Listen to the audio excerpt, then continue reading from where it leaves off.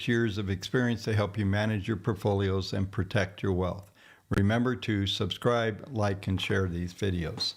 Well, we've got a lot to talk about. Interesting day in the markets today, so we're going to go through all of the Greenland stuff and some of the implications on everything that's happening out there. So let's just get into it.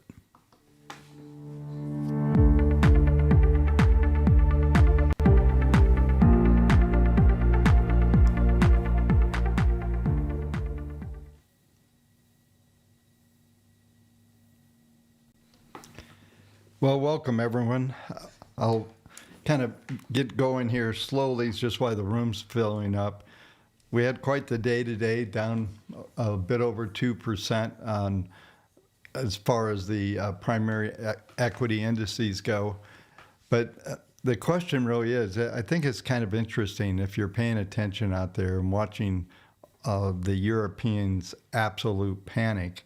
And by the way, Trump's not going to back down at all. He's taking this thing. I'm telling you, he's not bluffing. They know he's not bluffing. They're trying to find a way to counter, and it's not working. And whether you agree with it or not, it's happening. This situation is not going away.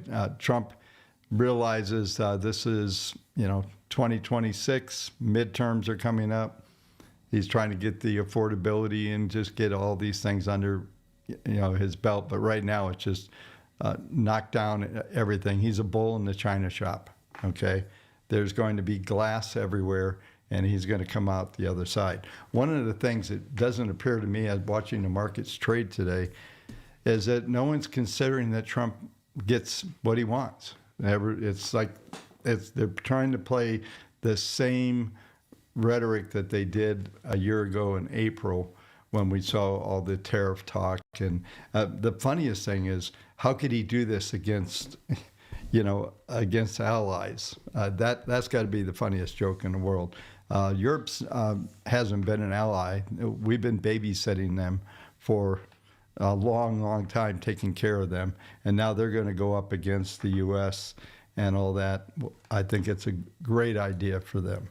And it's not imperialism that I'm applauding.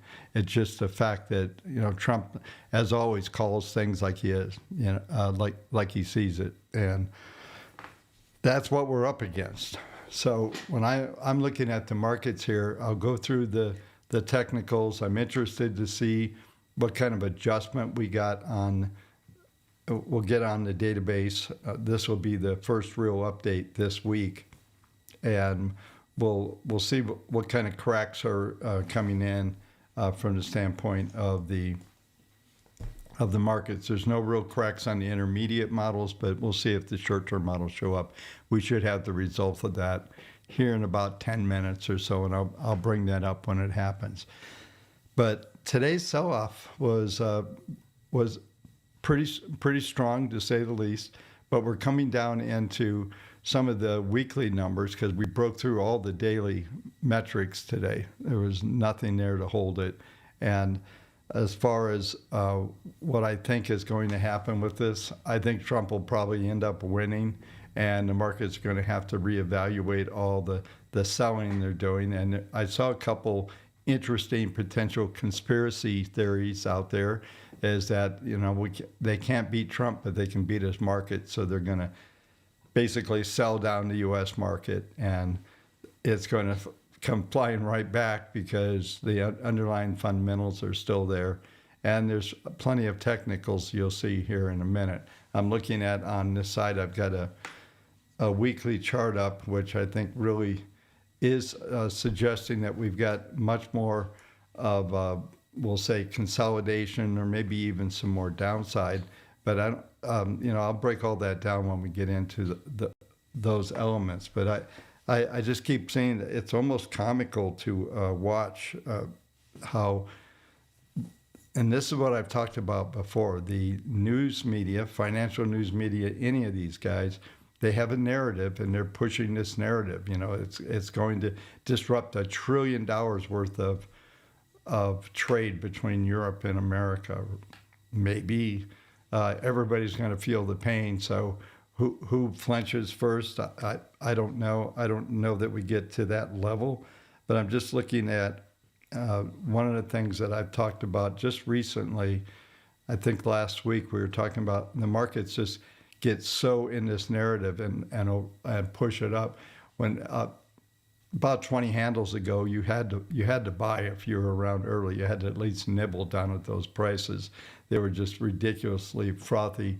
We're seeing a little bit of a recovery. We're up 17 handles right now. I'm looking at the live futures trading, and we're probably going to recover. I would suspect maybe back to around 68.80. We're trading 47 right now, and not tonight, but over the course of the day. And we're going to start, getting into a few more metrics of things that are going on out there. So, like I said, I think it's going to get interesting. I believe tomorrow is when Trump is speaking at Davos, and he's going in there like a gangster. There's a better way to put it. He's just going to go in there and drop the hammer on these guys, and he's not bashful, and he's not going to back down. And I think it's going to get interesting. So we could still see, a more sell-off. And like I said, that'll come out when we do all the technicals here in a minute. I'm just looking at some of my notes just to bring back some of the things I was. So this Sell America routine, I guess this is like all these groups that are going to walk out today, and all these things. Minneapolis looks like a war zone. I mean, what's going on there? Somebody help me out there, what all that's about. I'm just looking here at just some notes. Bear with me a second. Yeah, the 10-year, I'm going to cover the 10-year tonight. We're back at 429. By the way, all the stories you see are all, for the most part, kind of left-leaning narratives. It's going to cost more for a house now. It's making affordability worse. The average for the last 3 years, average 10-year yield is 413. Okay, and right now we're looking at 429. I've been telling you forever you're going to stay between probably 415 low. We could print under 4 on the 10-year, but for the most part, 415, 440, and that's still in the range that we're in. And folks are also, the only narrative that you hear out in the mainstream is the theory that if rates are lower on the 10-year, that's going to help the Russell. And that is not what's going to help the Russell. The Russell is still performing relatively. I don't know, it's probably 2 weeks ago now. I talked about the great rotation has begun, and it has to a large degree as far at the moment. But it's not, I hate to keep hammering on you folks that have listened to me for years, but it's the yield curve that will benefit the Russell, not the yield. That if the front end of the curve, there's a lot of banks and smaller banks, they need that spread between the short and the long, borrow short, lend long. They need that spread to make sense. Once that spread gets implemented, I've been telling you, 75 to 100 basis points minimum. It should be maybe $1.25, maybe 125 on the spread, and not the 2-year. Forget the 2-year. Go to the Fed funds and the 1 year in that very short-term segment. That's the overnight money. Those are the monies that really matter to the banks and liquidity and all of that. And then that back-end spread. I mean, you've got, the 30-year almost at getting close to, I think, I'll have to look at it, but I think it was 458 or something like that. So, but no one does anything in the 30 anymore. It's kind of a bastard yield. Everything used to be on the 30, and then it went to the 10 after Rubin and the Clinton administration adjusted that. We went more to the European 10-year standpoint, and I always give Bob Rubin one of the best treasuries. I think actually in hindsight, the Clinton administration during those 8 years were some of the better years structuring from the government standpoint.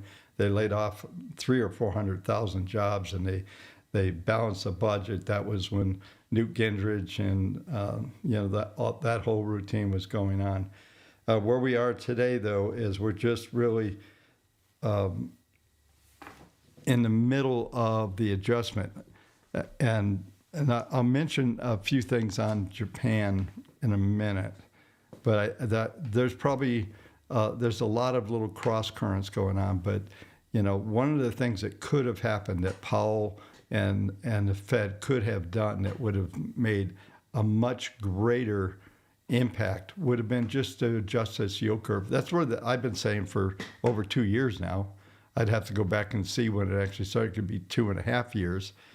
But it wasn't until, they said that they were going to adjust it, but they did it so slowly, taking 2 years. They could have adjusted that in 6-9 months, under a year, and it would have made a whole difference in the structure. But we had open borders, we had stimulus money everywhere, we had all kinds of cross currents. There were so many agendas. At least we know there's one agenda right now, which is, America First agenda. Hate it, like it, whatever. It's what you have to deal with. So you have to learn. I've been around these markets for a long time. Been plenty of administrations. I didn't like the Clinton administration, right? But now as I look back, it's kind of got egg on my face because they actually did a brilliant job. But I've always given Bob Rubin a big thumbs up on what he did. And I was giving Powell and these guys a thumbs up a year and a half ago. I was saying they got a A-. And then they just kept doing what they're doing. They didn't continue the process. They kept stalling it. Powell played some politics a little bit over a year ago when they dropped the rates 50 basis points. That should have been done long before, but it was a little too obvious of what they were doing. So from the standpoint of where we are today, it's Trump doing Trump. He decided he wants, he did Venezuela and said, hey, that was easy. Now he's going to do Greenland, and he doesn't care he actually does not care, I don't think, what the Europeans think. He just doesn't care. And he's called them out. I mean, all the stuff that, Denmark can't protect that Arctic region. And there's a lot of noise there from both sides of the street, right? From Trump and from the opposing side. That's pretty much, it's basically Trump's view and everyone else that in the media that opposes him, which is just about everywhere. I've said this before. If you turn on Bloomberg TV during the day, they have a segment, I think it's 3 hours long, called The Balance of Power. In the middle of market hours, when you should be talking about what's going on in the markets, they're talking politics and bringing one guest after another to discredit. They were actually laughing today. So it may come back to haunt them, because I think Trump will probably it's going to be really interesting from the standpoint of what happens with the speech tomorrow.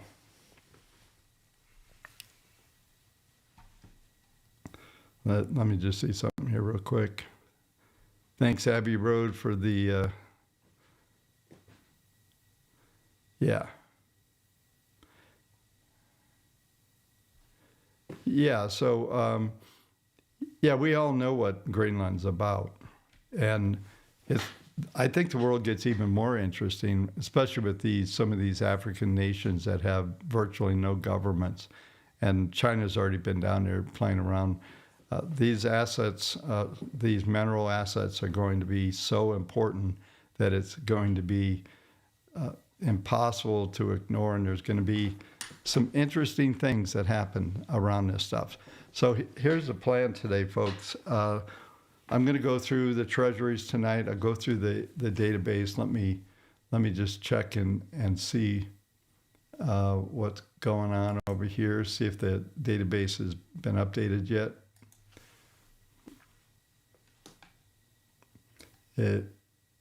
It does look like it's been run. Let me just check one more thing, and then we'll just go over and go to the database. While I'm doing this, let me take a quick look at if anybody's got questions.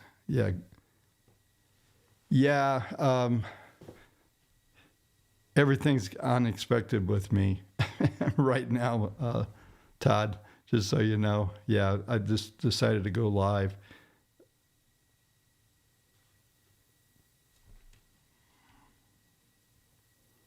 let's see here.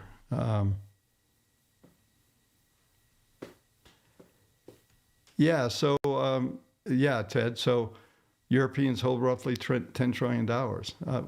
Yeah, okay. You know, they're, if they don't sell everything, then they're going to lose too in the end. So, you know, I don't think that's going to work. You know, we'll see. I mean, one of the things that right now, people have been already saying, you know, the U.S. dollar is still up on the year just a little bit.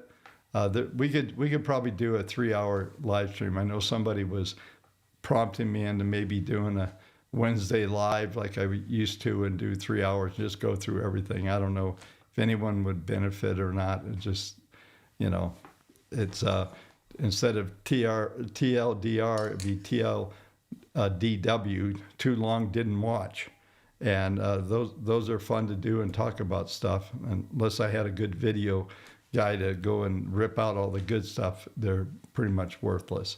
And even these hour-long ones are kind of tough just to digest.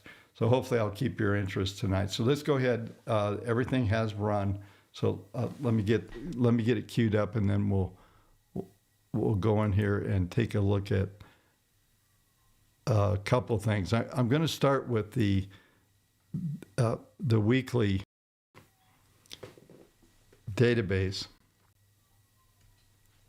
So we're up to 65.93. So while you're going to hear a lot of noise about the markets collapsing, this is it, the top, all that kind of stuff, all the amateur guys with trend lines and pretty low-level analysis, you're going to hear that. Well, what we're saying is, let me back up a little bit here.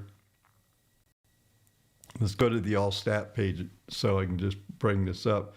So for the weekly, we didn't have a lot, but we had about 800 new buys and only about 225, 230 on the. I'm sorry, I take that back. We did have more selling. Hang on, I got it right. I'm mixing lines up. Bear with me, folks. Okay, so we had about 900 new buys. We had 230, had it right. So we had a bullish ratio on the intermediates over the weekend. So that is a good sign. I've been talking about the forward-looking part of this. I wonder if I could pull something up. Maybe not. But what you can do is if you have WaveTech, you can take and literally, I'll show you how to do this off screen here. You can highlight this whole section right here. And what it gives you the current holding and the average holding. You can dump this into Claude or ChatGPT. And what you can do is, sorry about that.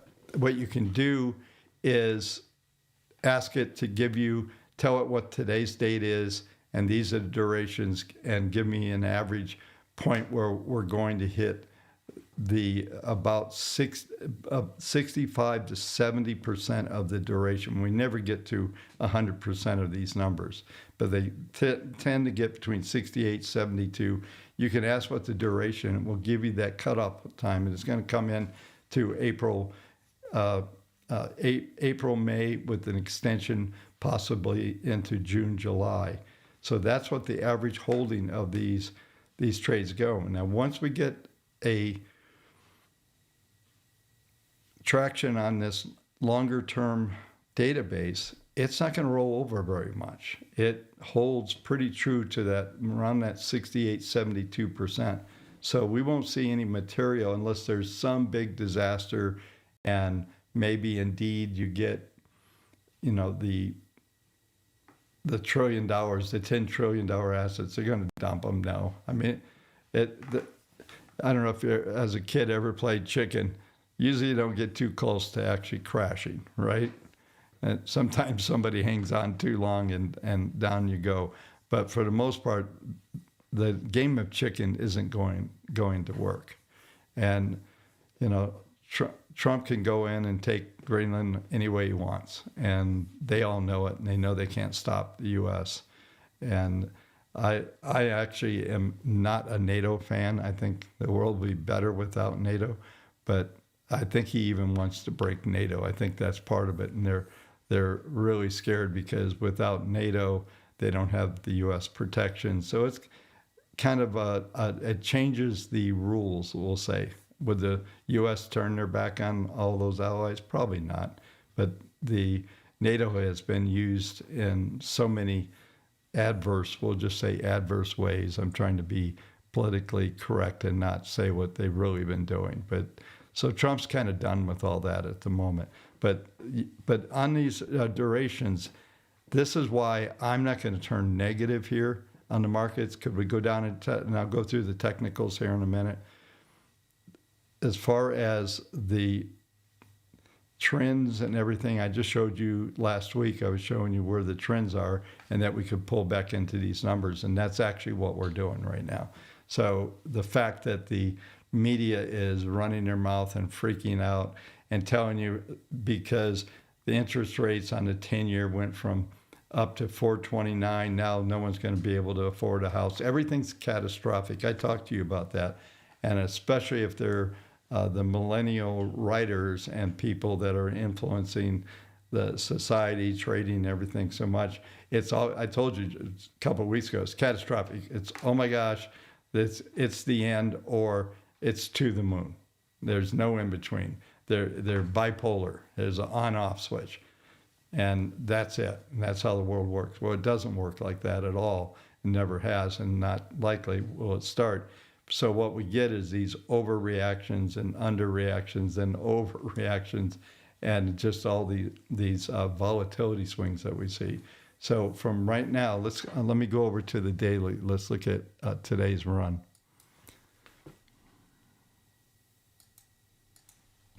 Let's see what kind of selling came out of today. Okay, so about 1,400 sells. But look at the positive rotation that's happening. So you get a big 2% day down, and you've got 500, 600 and change new entries, and you got about 1,550, almost 1,600 exits. But you still had material amount of buying going on within the rotation. And so we're at 4701. We're well over the 42% up here. My cursor is there.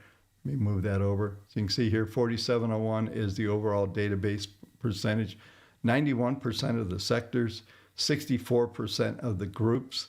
So from a larger indice viewpoint, looking at sectors and industry groups, you have material holdings there, 64 and 91%. You only have one sector that's not long. And let's dig into that just a little bit.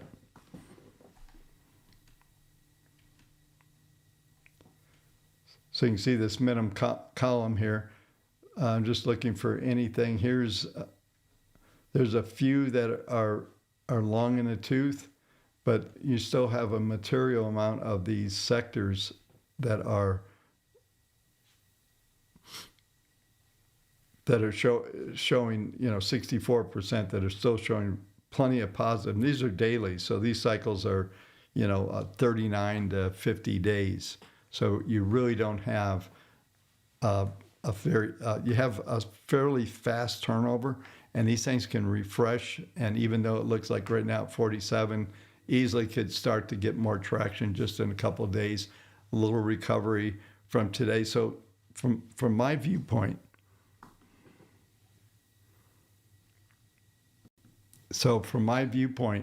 what I'm seeing here is a positive, a slight slant, at least for today, on a big down day to the negative side as far as more sells than buys, but the material amount of rotation going on, and we're well above the 42%. So I'm always watching that 42% bullish on the daily and on the weekly models.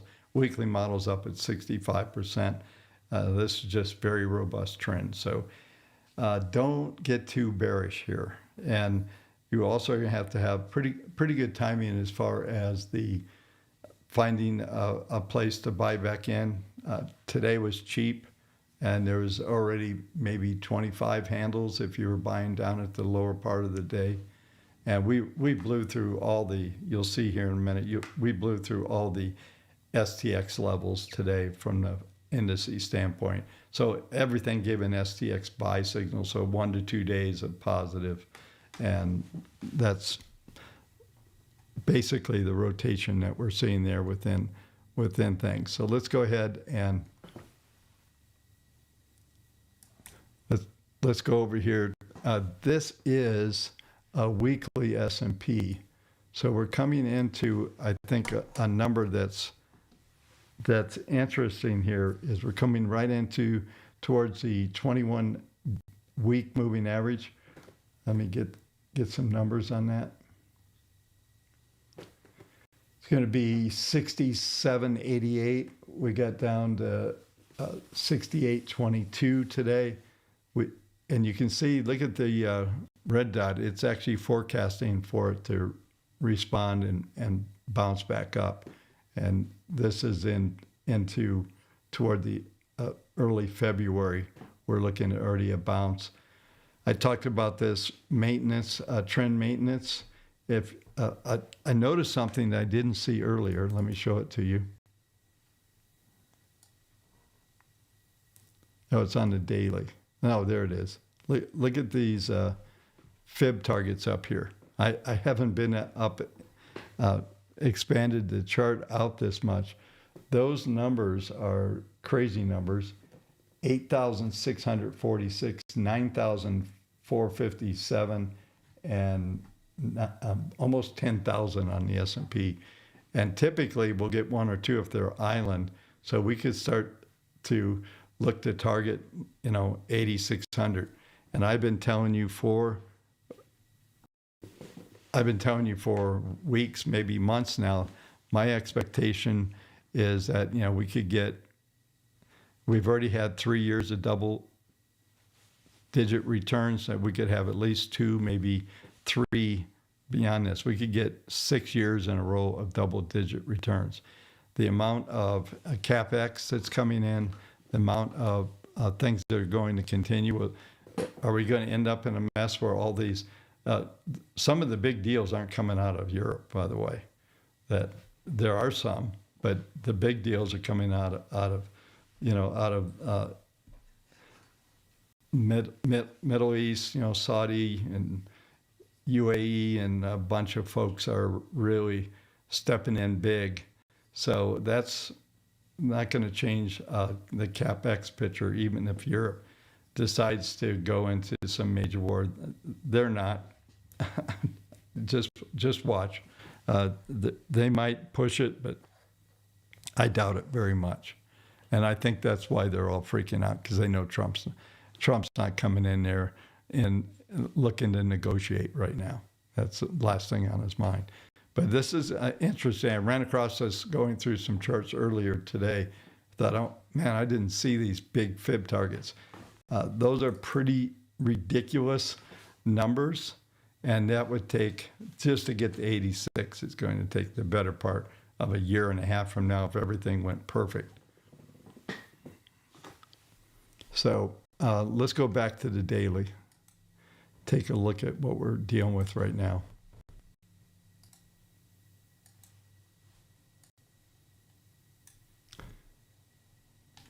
So I believe,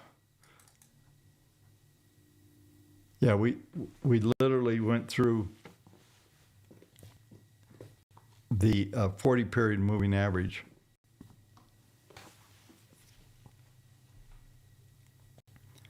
Like it wasn't there. We still have this giant wedge. There is a Fibonacci target here. See if I can get this to, yeah, this plot right here. Let me just get to it. Right at, we're below 68.80. There's the extreme number down here, 67.65. So I'm going to mark that if we did get some follow through here, that we will end up probably going down below the 68 handle, And that's going to be back the truck up and buy everything right there for a rebound.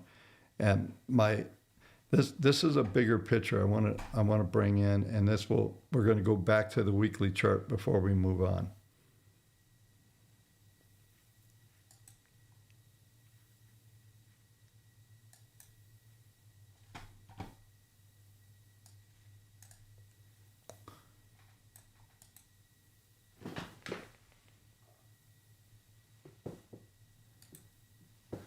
Okay, so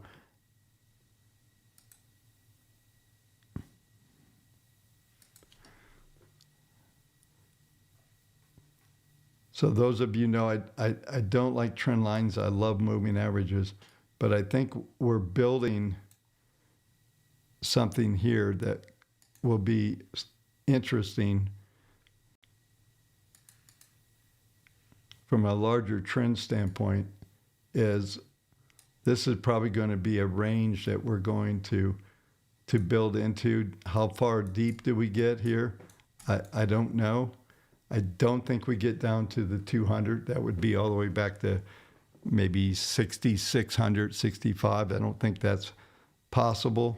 But I do see us kind of building from this range. What should happen, let me blow this up so we can, is we'll probably get the market grid to kind of do one of those volatility bubbles somewhere in here, and we end up trading in this range, maybe down to that, let me get the number here.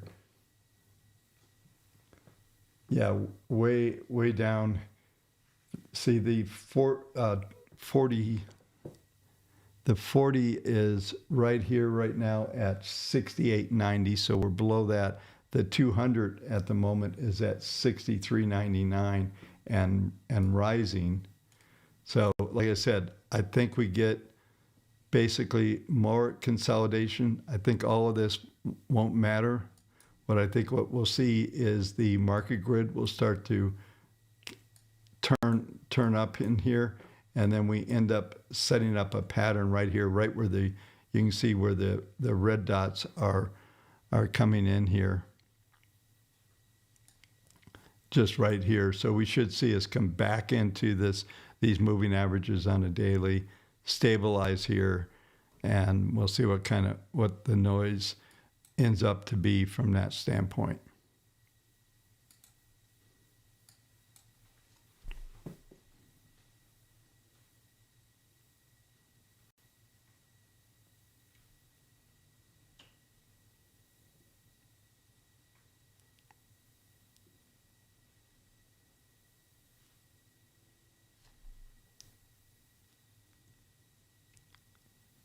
All right.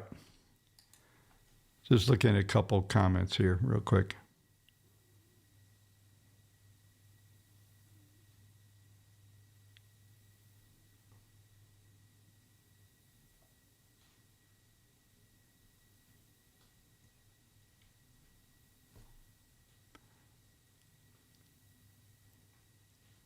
Yeah, I would appreciate if you guys don't talk about Minnesota case. Talk about the market here. Maybe you should watch this later. It always frustrates me. I'm taking my time out to talk to you guys. Are talking about some woman that got killed. Not here. Please don't. Appreciate it. Thank you.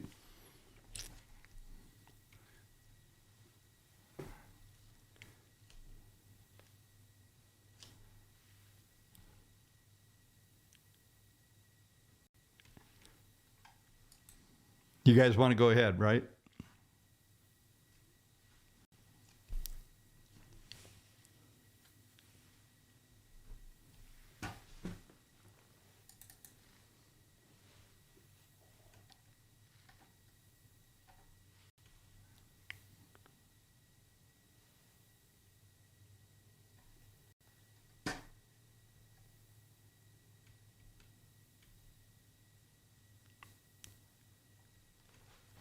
Yeah, so let me get back to the markets here.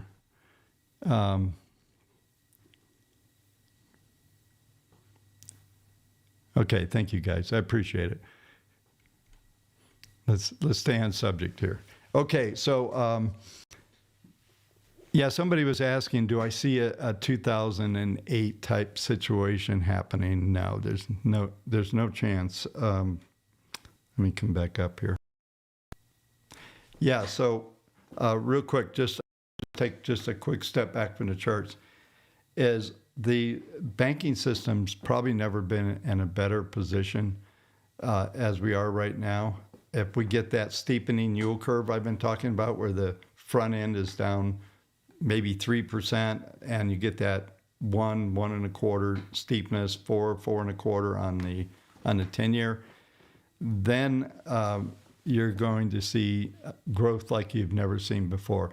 It's not yields that make things work. Okay, it is structure. You need market structure, and there's an old book, and the guy's still around, but he turned into early in his career. He was pretty amazing, but yield curve analysis is really big, and you folks remember when the so-called inverted yield curve, the 210s. I told you that was not a thing. There was not going to be a recession. That inverted yield curve was not a natural inverted curve. It was manipulated to be inverted, and the whole idea was to get it to go flat. You guys listened to me talk about that for a while. So it went flat, and it's still kind of flat, right? It's starting finally to get maybe a 35 to 50 basis points. We still need a minimum of a quarter to a bigger number from that standpoint. So as we look at all of the structure here, look at this. Agos are saying that we're probably pretty close to getting a turnaround as we come into maybe next week.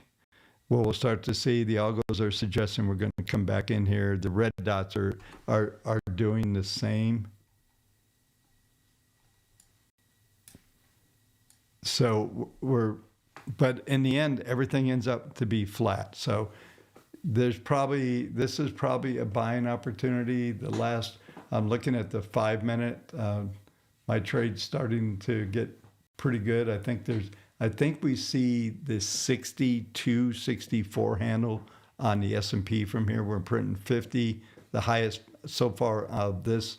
I'm looking up at my curves, my trading screen. So that's looking right now like we're one tick off making a new high for the session. But I think we get 6 minimum right now. Maybe into the London Open, we could print 64 or so. Might take a little longer than that, but it does look like there's some buying coming in.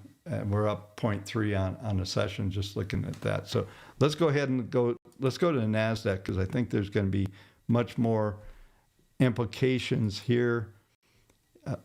I wish we had time to go through like Apple and go through some of the other stocks. Maybe we'll do that tomorrow night. What is this, Tuesday? So yeah, let's try to do another live tomorrow night. So hit the notification bell so you can see when I come live. But yeah, we'll go through some of these stocks. I think Apple's starting to look like it's rolled over. Nvidia's flattening. There's some dynamics happening on the Mag 7 and some of the other stocks. And this is where we're seeing the natural rotation coming in with the Russell and all that. But we're looking here, like I said, we're a few days off from potentially bottoming on this little sell-off. There might be maybe another day of weakness. We've got the Trump speech, and so you're going to get all of the. I have to tell you, I told you this before. I'll have like a Bloomberg TV running. I have a 55-inch monitor over here, and I'll use it to watch some of that, only because they have a lot of quotes that kind of flow through the day, even when they have the silly political show for 3 hours during market hours. I guess Mike Bloomberg just wants to make sure he has that voice out there all day long. It's really kind of funny. So we're going to have another big day with the with the markets tomorrow with the Davos speech, and we'll have all that rhetoric. So we'll see what kind of comes off, because I think Trump just stands up and basically tells that whole room to pound sand, and basically, here's what we're doing. I think he goes in there like the boss, right?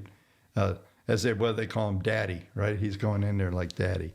And we'll see what that happens. It's almost like Trump likes to reset the market. Think about last April, the day of the low. What did he say? This would be a really good day to probably buy. He actually called the low that day. But the point is that all of this configuration here is still within the context. And I remember talking about this stuff. I have these flashbacks. But going back to October, we had this little sell-off in November. But for the most part, if you did the medium price here, we're trading right at the medium price since October. And, folks like the noise in the markets are sometimes so loud, and especially like right now, I've told you folks this, listen for the loudest noise and then fade it. And that has always been like right now, the tariffs, and think about last April, they were screaming. Everybody ripped their vocal cords out of their throat, screaming that the end was here and all that. And that was the exact point we should buy. Somebody pointed out that even I was ignoring some of my database at the time, that I got sucked into it, and to a point that I did. The good news is on money management and other things that we do around here, we don't ignore new buy signals and sells, and that's why I talk about them every night on the database. But this is same scenario that we're looking at in the S&P, where the red dots are pulling us right back into the moving averages. So sometimes I'll make comments like the moving averages are like literally like magnets, and the price we get, a standard DEV or so. Very seldom do we get two standard DEVs. In 2000, we got almost 2.5, almost 3 standard DEVs out of line. And same thing in 2008. I was screaming about that. We got stretched about two. Sometimes you'll get close to 3 standard deviations. You see anything away from moving averages, and from that, those are the buy signals when you get really strung out. You don't have to go all in. You could. It'd probably be best if you had the ability to do that. But the bottom line is, when you see things stretch, that rubber band's going to come back in. These moving averages are the core of my analysis. So I'm just constantly watching, are they trending? Or like right now, these are non-trending environment. We're in a sideways range. Chances are when we get down where we are now, we're going to come back into that range. All of the indicators, the algos, everything are telling us that's what's going to happen. Light positions down here, that's what I did earlier today. That was, was a perfect time to just kind of add.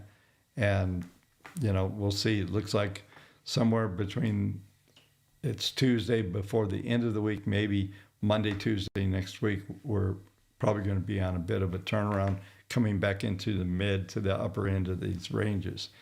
And all of a sudden, all this talk of Greenland and all that is going to be really non-existent. And I'll save it when I get what I'm going to do next is we're going to go right to the 10-year. Let's do the 10-year. We'll do 10-year. We'll look at gold. We'll do Bitcoin. Poor Bitcoin folks can't figure out what's going on with them. It's a sad thing that so many people think that you can put things in cold storage and make something go up. So it's pretty humorous for an old practitioner like me to watch the dialogue around these influencers in Bitcoin, including, I mean, let's hope that we never hear Tom Lee ever speak again.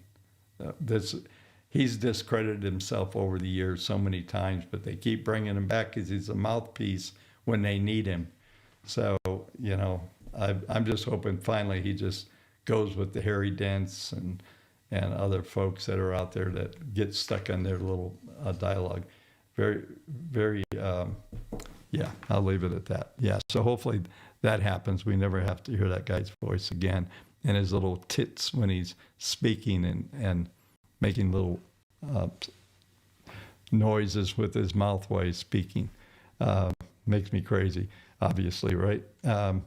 Anyway, so I want to look at one more thing. I want to go to weekly.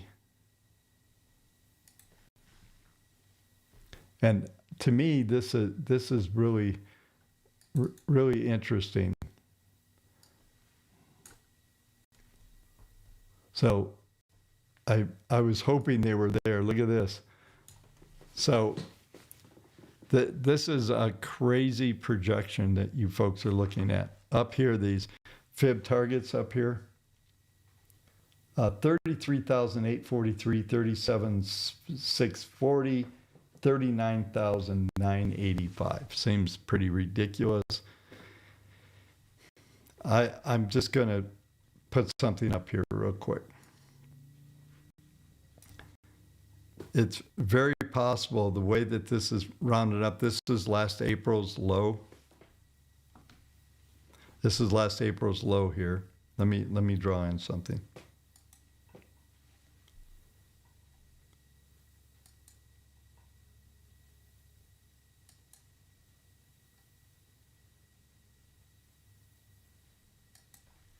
All right, so we get this move down. We're going to call this move up. We do have simultaneously, we've got some lower projections here suggesting that we could come down to this projected 200 line. Looks like more sideways, and it'll be interesting to see. I believe I'm looking at this low right here where I'm putting an arrow. As long as we stay above that arrow, these projections up here are going to be valid. And the question, that means that they could start to project all the way across here. You can see here, this is a Fibonacci target. Here's the 33.8, 37,640, and basically 40,000. And we'd have to see some kind of new, trend start to form. And okay, while you're sitting there pondering whether I've lost my mind or not, let me just do something.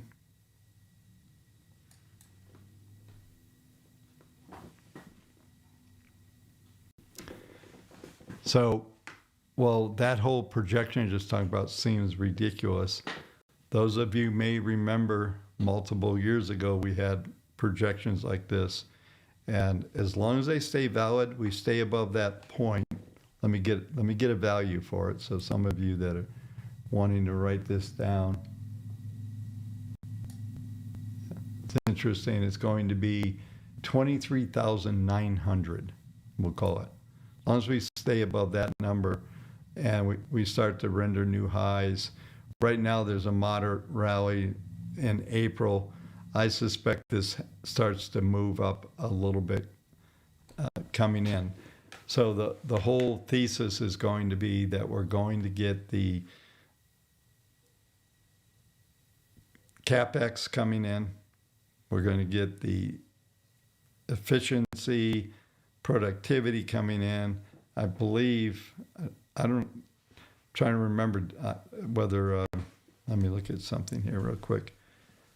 That, bear with me a second while I'm looking up something. Yeah, just looking at, I think GDP comes out tomorrow. I could be wrong. I'm trying to remember at what point it does. But we're already pushing 4 numbers. I've been talking about getting to a 5% GDP and well beyond, where we could even see 8%. We could see GDP numbers at above 8%, and productivity numbers, I think, are just going to go through the roof as well. I think this is the year, 2026, second, third quarter, where we really start to see the effects of AI and all the agents and some of the new tech that's going to come out around that is going to really bring amazing and efficiencies into the markets that are going to get us to the point where we start to see crazy numbers. And these numbers I'm just talking about will become very realistic, especially as we get deeper into the year. And if you recall, if we go back just a little bit, last year, I was talking the same numbers where we see the markets last into June or July, and then we got an extension, and then we flattened out after what we had over, I think, 45% return from the April lows of last year. No one even, if you went down 45%, it would be on the news every day. You went up 45%, and everybody just talks about a positive market. Okay, they don't really acknowledge what we just watched last year. So this is going to get interesting. All right, so let's do the treasuries. I'll see if I can move along pretty fast. I get about 10 minutes. Maybe I can get through all this.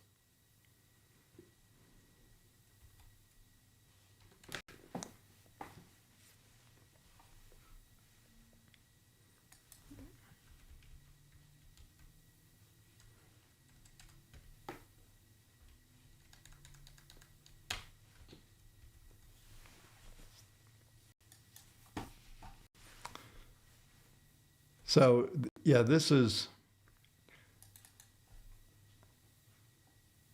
we're looking right now, this is the weekly. You can see that we're seeing a peak here, and the red dots are showing that we're going to stay up here around the 430, maybe print a 440, and then roll back into the pattern and get into this 40 week moving average. And if we look back at the markets in general, it's interesting. We've had these type of projections before, where we were looking at 450. This was back in December of 24. We had these projections up at close to 5 and a little. We got some new ones here. We've now got the projections of 4. It's over here on the far side of the screen. Let me bring that over so you can see it. Yeah, you got 469, 497, 515.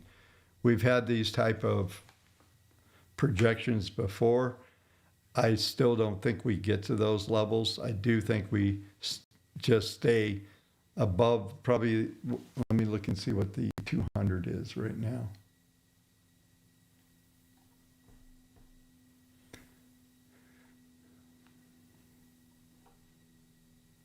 So 397 is where this 200 is coming through right here. So 4%, I'm still stuck. What I've been talking about is 440, 4%, and then ultimately the Fed, 2 more decreases on the front end of the yield curve, getting us down to hopefully around 3. I would actually like a 275 on the Fed funds, and basically the 10-year stay right here. Be perfect. Be a $1.25 spread. That would be incredibly healthy. That happens, and you're watching IWM just scream. And like I said earlier, it's not the yield that is going to benefit. It's the structure of the yields. I've been on this story for 2 years, and they keep gradually moving it around a little bit. They would have just stuck that thing within the first year and a half. They could have easily been aggressive enough to do that. The whole inflation story. So once you scare the Fed, then they're stuck into, doing the whole, we're afraid we might get inflation, so we don't want to move too fast. I mean, it's such a broken system. I mean, we should be able to. What if you lowered it and it started to show some infection, bring it and adjust it more aggressively? And it's like the psychology of everything in that, like I said before, it's even collapsing, the end of the world, or it's to the moon.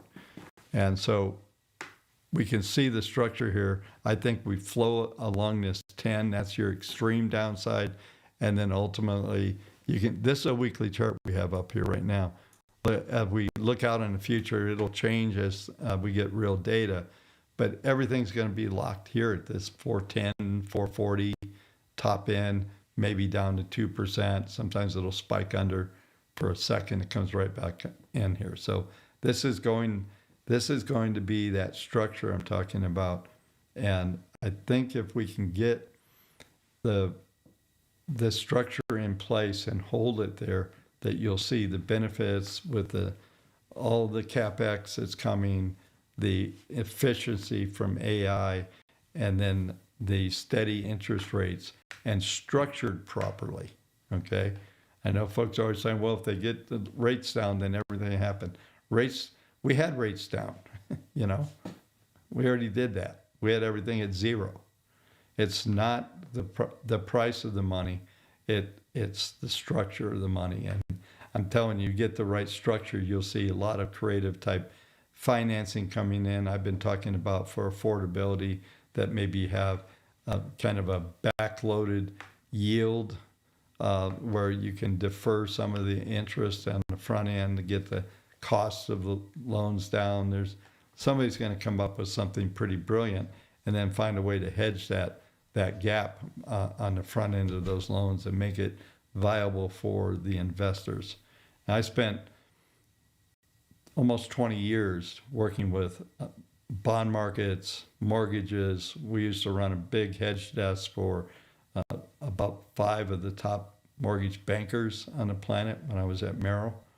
And, you know, once you learn how to do these things and stabilize the investor and what's going on with their money, and they're still getting their returns and focus everything out, and they'll step into different types of loans and structure that will get the front end of the cost, at least the financing part, under control, as long as you can hedge out and make sure they don't have any primary capital risk.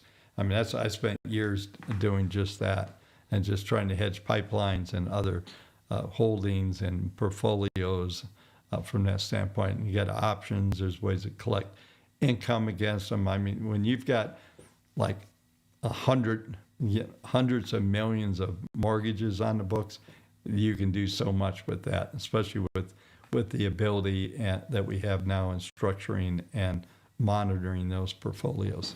All right, so onward we go. Let's do gold. Had another good day, I believe. This is the weekly. Remember this chart I showed everybody? Look at the projections for gold. Meanwhile, next we'll do Bitcoin. Poor Bitcoin people can't figure out. They're claiming they're digital gold. None of that's working, and there's a reason for it. Okay, so this is a weekly gold. We're in that trend maintenance mode, and that's what you look like. We look at the red dots here. They're still forecasting we're going to stay over the 10-week moving average. And let's just flip this over to daily real quick. So look, daily, we've got some new Fibonacci targets going back. Sorry about that. This wheel spins pretty fast. Okay, so we've got the positive momentum still building overall. We've got the trend that's here. This is a daily trend. I mean, even it's getting up to, see if I can get this price. Yeah, this is 5,200 going into March of this year. So there's a nice steady gain. The only thing we're looking like we hit Fibonacci 1 here. So we go back to this level here when the price was 44.61. Fib target 1, 48.70. So we're just about there.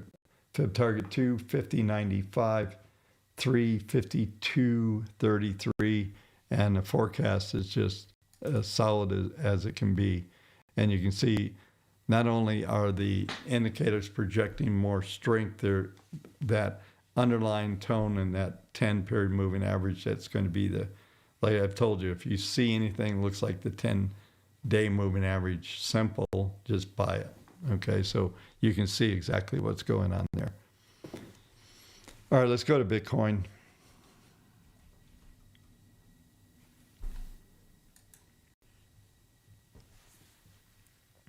So we're getting a little bit of a bounce turnaround here.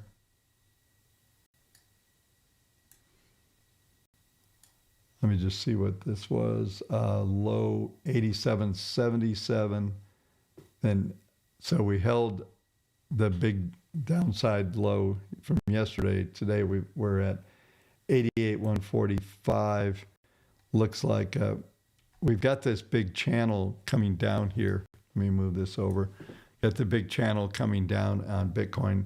It's narrow and steep, which usually sets the tone for at least the test of the upper band. I'll give you some numbers here in a minute. We do have some new fib targets as well. And those fib targets are for 83,768. It's interesting that number comes out. If you recall, my big pivot number is 83,800. So that's what's being projected. If we break that, then you're going to see a retest of the 80,000 level that we printed back in December. That's taken out, then there's lower numbers being projected. But I think for right now, this narrow channel that we have coming down, let me just move that up. You can see a very steep channel. Typically, when we get those, you're in a very steep downtrend. If we can't get back above the 40 period moving average sometime real soon here, let me get you that number. It's 90,150 roughly. We need to get back over there, get back into this wedge of these moving averages, and then we can maybe get the numbers to stop and going. So, all right, so we got through it right at a little bit over an hour, so I was able to get through that. Let me just see what folks are talking about here. I'll answer a few questions before I move out.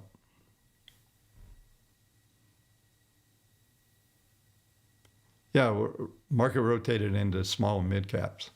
That's pretty obvious. So you look at IWJ, IWN, and the Russell. So you're seeing that rotation. Some folks out there touting value stocks could be another play.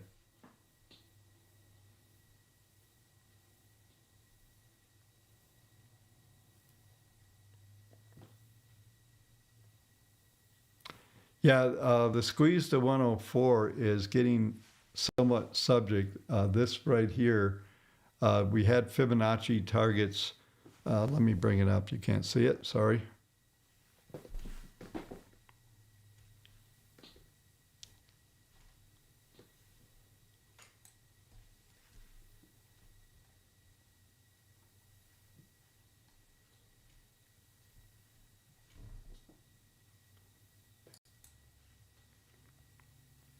Trying to figure out what's going on with, I know what's going on. Okay.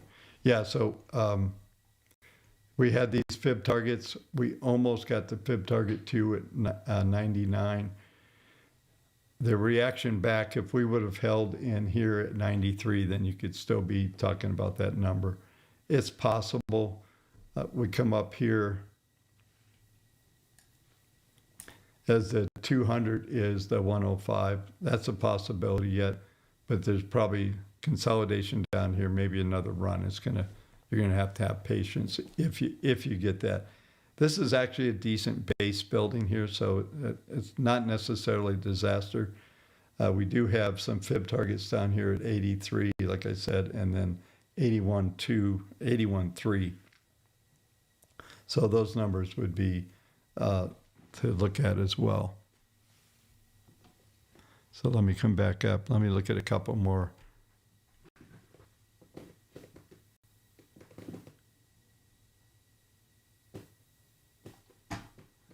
Yeah, it's probably going to take more than one candle to do that.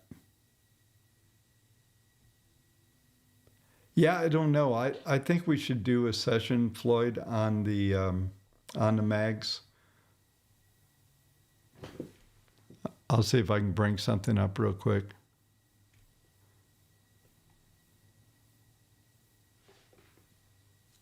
Yeah, whoever's saying it.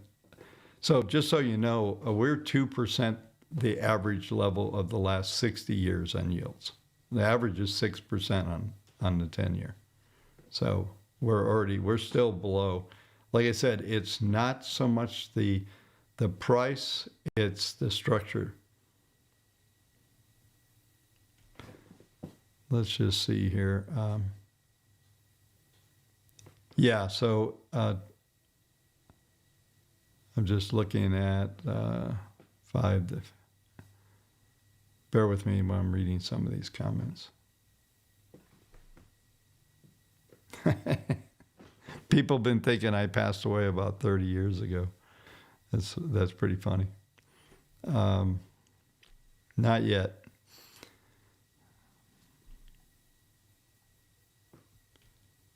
Yeah, listen, I'm just a quant guy with charts, so I don't claim to know anything about crypto, by the way. Let me just look in a couple more comments here. I'm just trying to see if there's something here.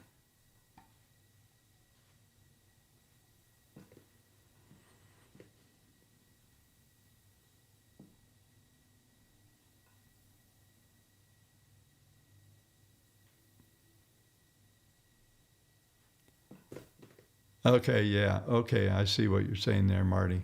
Yeah, a protester was killed. Yeah, probably more of them ultimately. You know, they're going to have to throw the gauntlet down, unfortunately. These people are idiots.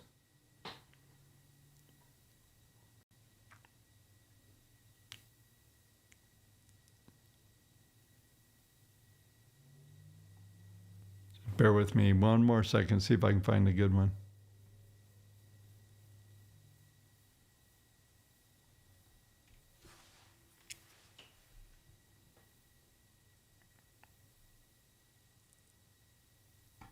Okay, well, I'll just come up and do some closing comments. Nothing's grabbing me at the moment here that you guys are talking about. Like, let me look at one last thing.